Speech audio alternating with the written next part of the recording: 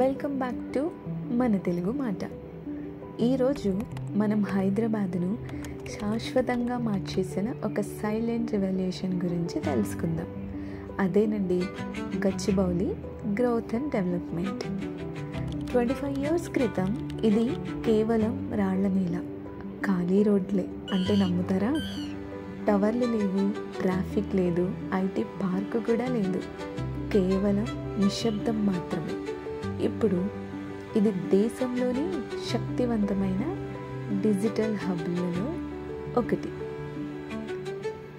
గచ్చిబౌలి ఒకప్పుడు నిద్రలేని గ్రామం. రాళ్ళు, పొలాలు మాత్రమే గుర్తుగా ఉండే ప్రాంతం.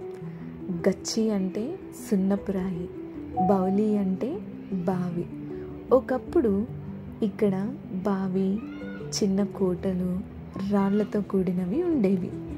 ఇప్పుడు మన గచ్చిబౌలి చాలా అందమైన ప్లేస్, ఎప్పటికీ మర్చిపోలేని చరిత్రలో ఒకటి.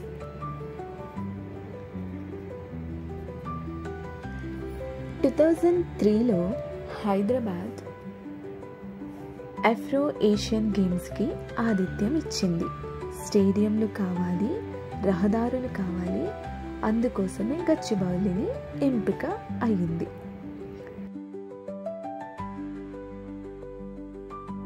కొత్త స్టేడియం కట్టారు, మార్గాలు విశాలం చేశారు, ఎక్స్ప్రెస్లు వేశారు, number of companies, buildings, hotels, restaurants etcetera.